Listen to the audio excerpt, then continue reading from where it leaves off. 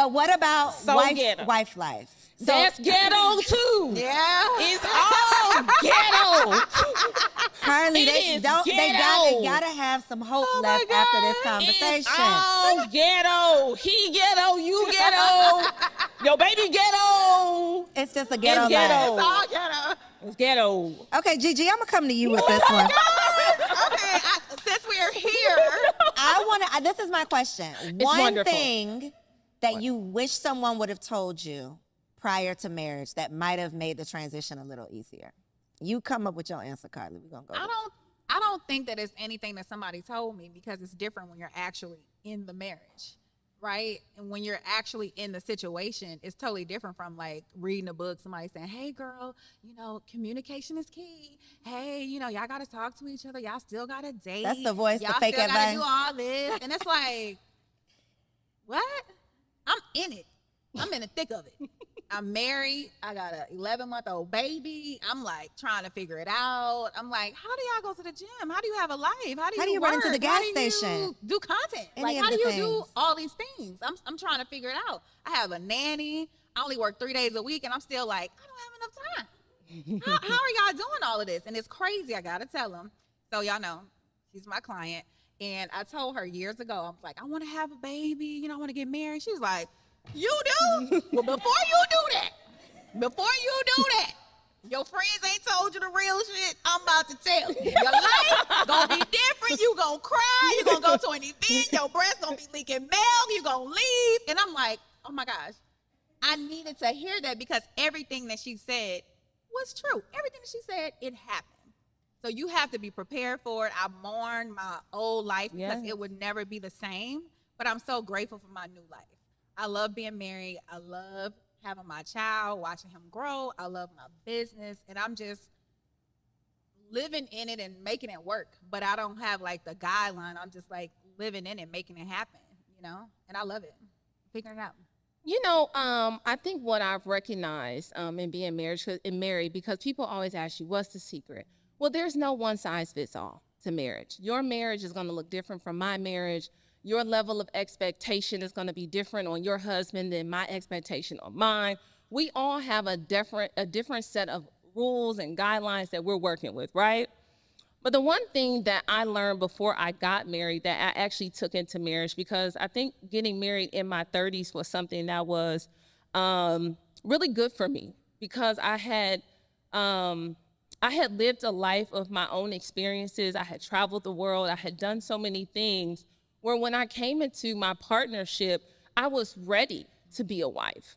I wasn't ready for a wedding, just to have this wedding and this magical day, but I was ready to enter into lifelong partnership, however long that life could be, because oftentimes people think that this is a lifetime, that until we close our eyes, we're together.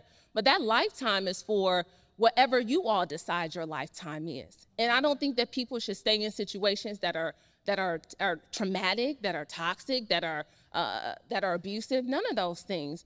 But the one thing I learned was that I got told in a relationship, you gotta love a person for where they are. If they never change, can you love him? If he never changes, can you love him? Because oftentimes so many people get into relationships with this idea of, well, if he just did this, I could do this and we could be better. You have to go in there with the mindset of loving the person standing right in front of you. That day, that night, not the aspirational version of who this person is. Not the version you have concocted in your crazy ass head at night because you've been talking to your friends and your friend, man, do this. So I want my man to do that. Well, your man ain't got no money, so he ain't doing that, sis. He can't get you that, he's not there. So if you want that, go get that, but this is the Negro you got, okay? This is who you got. So love that man. He not going, all y'all on Instagram, oh, it's Valentine's, I want my man to have my living room filled with flowers. You know that Negro going to Publix. You know he getting you a little chocolate, little heart, and a little beer to say I love you. Okay. You know the money he has. Stop playing these fantasy games. All right. But okay, little sidebar. Sorry, I got sidetracked. But you have to be able to love someone where they are, not this fictional version of what you've created of what love is. Because when you get in marriage, the thing about it is, this is loving, making a choice every day to love them. I make a choice every day to love Ben Raymond. Every day. I choose it when he's getting on my nerves, when I don't like him, because you're not going to like them and he's not going to like you. I hate to break it to you, sis. He don't like you either. All right? He don't like you. You think that shit you was doing was cute? No, he in the bathroom like, this bitch get on my nerves. I'm trying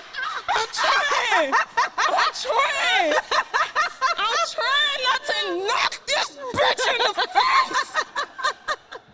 And he come out like, okay, baby, what you want? Oh, you still ain't figured out what you want to eat? Oh, okay. Then he done had to talk himself off the ledge from calling you a bitch. Because he loves you. So it's the choice we make daily. It's the choice in a partnership. It's the day-to-day. It's the in and the out. It's the loving when it ain't no Instagram post. It's when, when y'all owe the IRS a whole lot of money.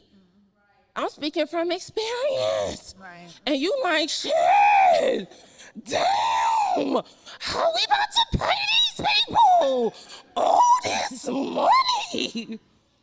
It's crying in your car. It's praying for him when you don't even want to pray for him. It's loving somebody through the thick of things. It's loving through somebody through grief. It's loving somebody through the death of parents. It's loving somebody through the death of their friendships, the death of their job, the death of their career. It's loving them up off the ground and him loving you. Like when you recognize that it is a partnership, it is a day in, it's not, oh girl, he took me shopping. Right. That's bullshit. Right. It is he was able to hold me when I was crying because I got diagnosed with cancer. He was able to love me when I lost a baby. He was able to still say, we can do it, we can try again. That is what love is. It's not this Instagram stuff that people got y'all believing that let me tell you, you think these Negroes come and heal. I want a heal man. He gotta be in therapy, but you may be the catalyst to get him in therapy. You may be the person that say, hey, baby, I love you so much. It's some shit you got going on, but I want you to go talk to somebody because you can't keep talking to me. I don't have the answers. It's that part. It's him being able to love you through your stuff. You showing up every day different with a different wig. He don't know who he about to get.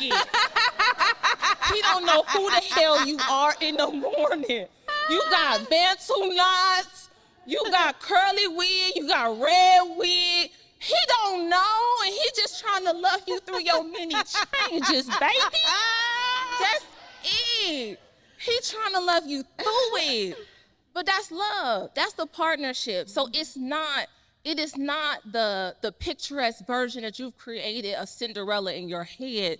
It is the ugly parts of marriage that you have to do. It is the fact that me and my husband been together 10 years. 10 years. I'm not the same person I was. I have evolved into someone else because I became Ben Raymond's wife, but I became BJ's mama. That changed my perspective.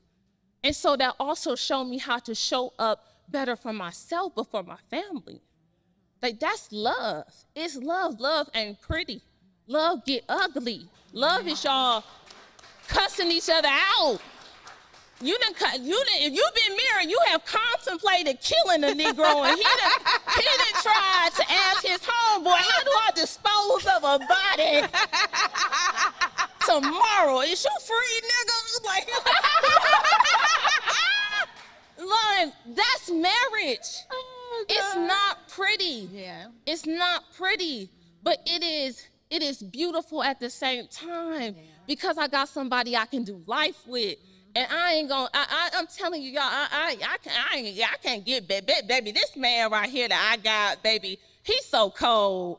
He's so cold-blooded right here. How he stand up for his family, love on us, provide for us, just show up every day. I'm telling you, I feel like I got the creme de la creme, homie, okay? Yeah. Honey, T.I. me. But don't get it twisted, he know who he got too. I don't come up short, baby. I don't come up short. I don't come up short. I know who I am, baby. Confident, full, and all of that stuff. And it's not about what you got. It's not what's on you, it's what's in you. Stop thinking if you get more dripped out and draped out that this Negro gonna like you more. You can have a 30-inch wig, you can have the fattest ass, you can have the Birkins and the Lambo trucks outside. But if this part of you is dirty, broken, causing confusion, living in chaos, everything you do, it is destructive. It's destructive. You don't touch nothing and it turn to gold. Everything you touch turn to dust. Because you don't know how to cultivate nothing.